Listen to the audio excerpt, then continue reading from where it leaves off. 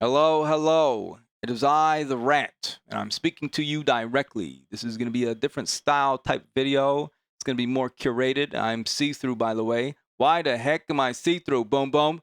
Boom, boom! We'll get them to fix that later. Anyway, this is going to be a video about Marathon because I have play tested the game for, I think about, probably put in like 70 plus hours into their game over the course of, I think it's probably almost been about a year. And just kind of talk to you about the game, what I liked about the game, what I hope to see improved about the game. The game is inherently fun. I want to keep playing the game. And I think they have a lot of potential here, you know. And this video is not sponsored by them. They are not paying me to make this video. This is not an ad. Nobody's paying me to make this. I just kind of wanted to make the video because, I've been a part of the development process a little bit, over the past year. And their team is like pretty awesome. They're totally transparent. They're taking, a lot of feedback from Tarkov creators like Jesse Kazam, Bearkey, Dr. Lupo, myself. I don't know who else was there. I think there was a lot of people there, and over the course of several years. And so we want to see their game succeed. So I kind of just wanted to talk to you about it. I'm kind of curious to see what you guys think about all the stuff that's going to be coming out today. And I just really want to see their game succeed. So anyway, I'm going to show you B-roll footage. Oh, actually, it's not quite B-roll footage. It's gameplay footage of Jesse Kazam, Bearkey, and I playing on Marsh, which is a relatively large. I think it's their largest map that they're going to produce as of now, and it's about the equivalent of the size of Customs, I think. But yeah, so I'm going to show you the gameplay footage and just kind of talk over the footage and kind of tell you what I think of the game. Right? I've played Tarkov for like 8,000 hours. I played games like Path of Exile for I have more hours in Path of Exile than I do in Tarkov. I think Path of Exile is like 9 or 10,000 hours. I've played a lot of StarCraft back in the day, World of Warcraft. I've just been playing a lot of games. Actually, if it really comes down to it, I think I play probably 3 or 4 hours of video games a day on average. From like the moment I was born to today, I think I've been playing games for like 4 hours a day on average, which is kind of bad. Yeah. Anyway, let me show you some footage. Okay, let's begin. Marathon is a team-based PvPvE looter extraction FPS. And I, for whatever reason, have been seeing articles saying that this is a brand new IP from Bungie. I do not think that's true. I have not played the original Marathon trilogy, but there is an original Marathon trilogy, like 30 years ago type stuff. All right. I think you could only really play it on Mac OS back in the day. And although you can get it for free on Steam, I noticed. And I actually might pick it up because it's pretty deep in the lore, and the lore is pretty cool as far as I understand from what people have told me. And so I might check that out. But anyway, I don't know why these articles are coming out saying that it's a brand new IP because the IP has been around for quite a long time. In fact, Halo and Destiny pull from Marathon lore. I'm not going to go too much into the lore and the narrative. In this video, I'm just really going to be going over some of the gameplay stuff and PvP experience and loot and equipment and things like that. But anyway, we are kind of jumped into this map known as Marsh. It is, as I kind of talked about already, it's about equivalent to the size of Customs, I think. It might be bigger than Customs. And I am playing the runner Void, who specializes in stealth. The Q ability, I want to call it a Q ability, even though I changed the key bindings. One of the abilities Void can do is go stealth for a duration. I can also pop out smokes. And when I go into the smoke cloud, I go invisible for a duration. And I kind of vibed with this character, especially like very early on when I was playing solo a lot of the time. I can bug in and out of situations. I can do crazy flanks because they just can't see me too well. Even though there's kind of like an invis silhouette around you when you are stealth, you can kind of see it here. I think I get caught out right here. But anyway, I take one down. Found one. Yeah, you didn't see that coming, did you? And yeah, there we go. Anyway, so I am playing Void. I kind of vibed with this character. I played it for, I think, yeah, like 30 plus hours on Void. I also played Glitch. Glitch is a mobility and like a vertical scaling type character, can get in and out of places very quickly. Bearkey is running Glitch right now. That's the character that we have on camera here. And Jesse Kazam, this is Jesse Kazam's point of view now, and he's playing Locust. And Locust is a more of like a gap closer tank, if you will. Has a shield, can boost forward, and really just close gaps. And so yeah, that's I just kind of wanted to give you a little bit of what you're seeing of our team comp here. And there is one other runner. No, I don't think any of us have really played the other runner, known as Blackbird. I believe Blackbird is a like an intel gathering type runner where they can scan into proximity and acquire like hostile information and stuff like that. But we never really played it there. And yeah, so let's talk about the visuals real quick before I get into like the gameplay stuff.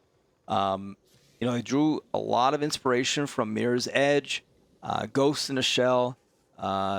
Graphic realism is what you're seeing here. And initially, I was pretty neutral about the graphics. I neither loved it nor did I hate it. I played a lot of games in the past, so I'm okay with like the more, cartoony stuff, and then of course, like the milsim realism stuff as well. So, graphics to me is just kind of like it's just a vibe, oftentimes. And with Marathon, when I first played the game, it was there was no lighting, so everything was kind of flat. There was like a lot of gray box when there was still building parts of the world in the map, and there's like large like placeholder blobs and this and that. So I was just kind of waiting, right? And the more that I played the game, the more the graphics became more familiar to me. And it wasn't until they added lighting. When they added lighting, everything just kind of popped, and it just kind of all made sense. And now I really vibe with the art style. It's just I don't know what it is about it, but it's, kind of like similar to Destiny in a way. Destiny has this like flavor of art that is just so appealing. And honestly, I think Marathon hits it out of the park with their graphic style. I'm kind of curious to see what y'all think, because I know a lot of you are milsim fanatics, and you crave the realism of milsim. Yeah, I don't know. I personally vibe with the graphics. I think they're pretty cool. Okay, let's move on to like the gameplay loop, progression, gunplay, PvP, PvE, equipment, and loot. There's kind of a lot to unpack here. I won't get into the specifics of it because I kind of just don't have enough time, because there's a lot to go over. But when you enter into a match, there's a couple of things you could do. It's really just a sandbox, right? Kind of similar to Tarkov, right? You have a goal in mind, whether maybe you're trying to do a task or maybe you're trying to loot specific items. It's similar here too, right? So you enter into a sandbox. Maybe you're trying to finish up a contract for like an organization that you're trying to progress within the storyline. Different factions have different progression trees that'll help better your runner in future runs.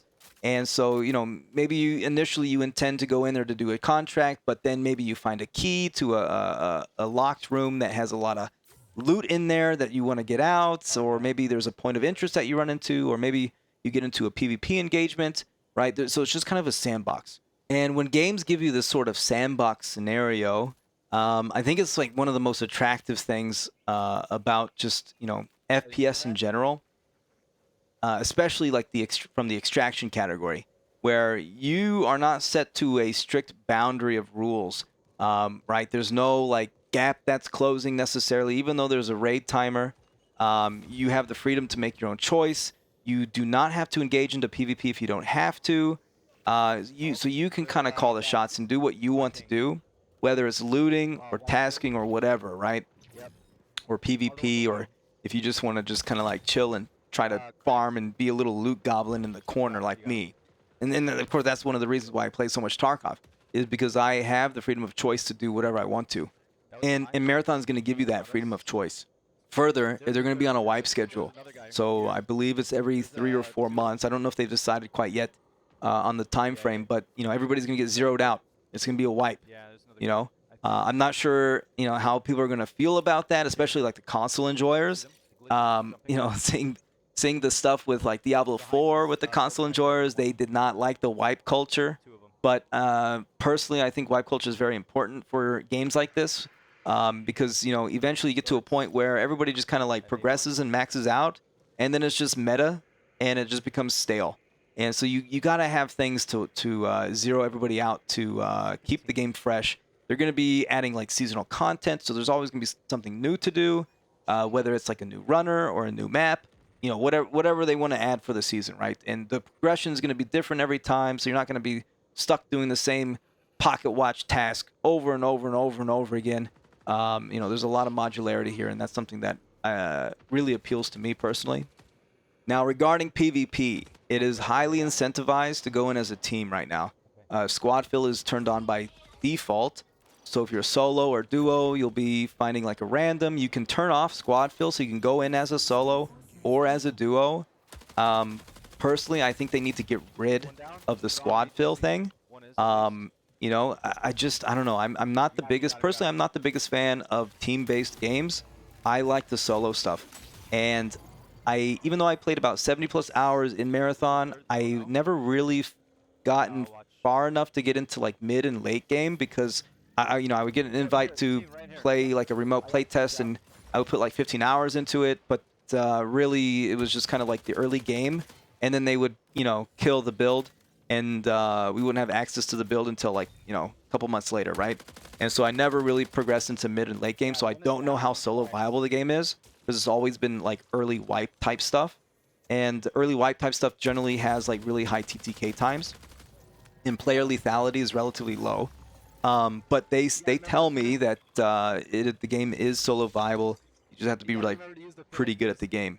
With all that being said, I still personally think they need to remove squad fill, and the reason is the, you know, the same reason why looter extraction games are so appealing on paper, and it's because of tension, right?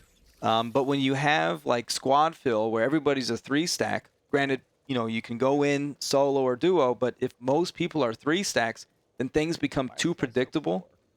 And I think that predictability takes away from tension, because tension is derived from the unknown. And I think that's like one of my biggest concerns right now is, you know, if it's oftentimes going to be, you know, 3v3s, just kind of excluding third parties around you. If your team engages with another team and your team gets a pick on the other team, then your team just pushes the other team, and it's always kind of a snowball, right? Especially if player lethality is low or TTK is too high. And I think that's kind of one of my biggest concerns, is it kind of just turns all engagements into like predictable engagements. And that's not going to be the case all the time, but I think generally it will be relatively predictable.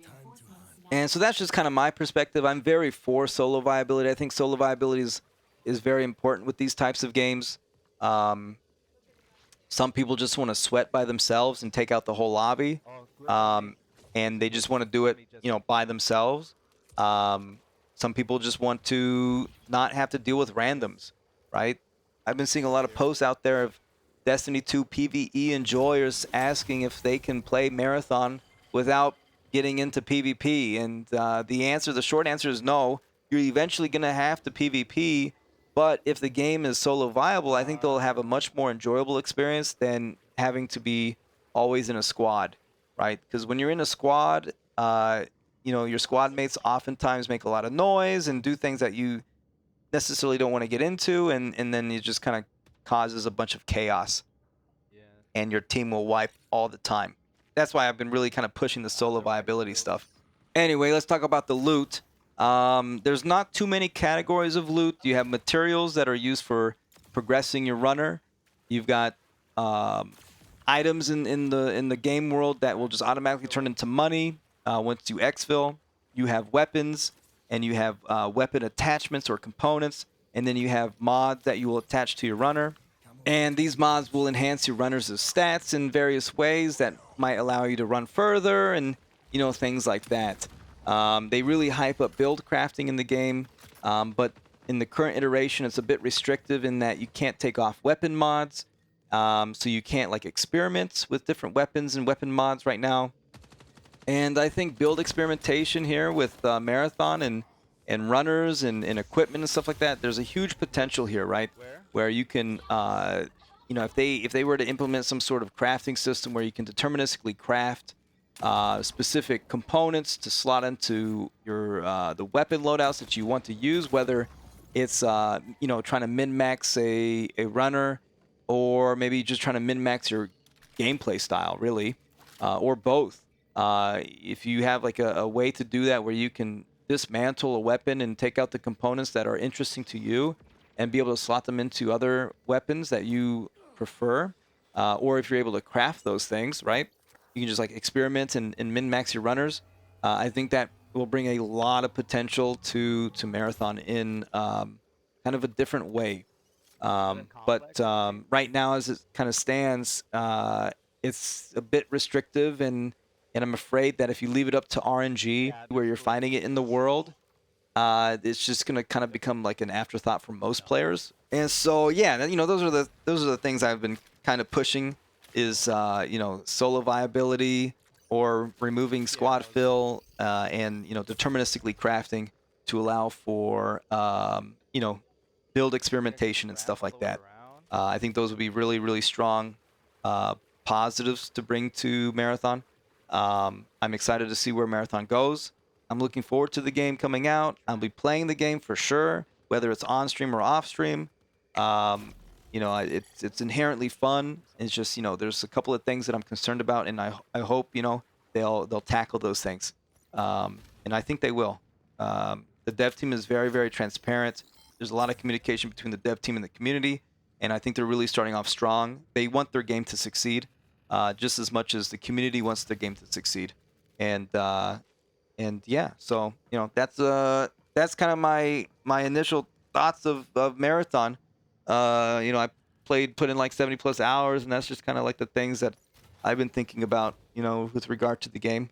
Kind of curious to see how the world reacts to it after today, So yeah, that is all.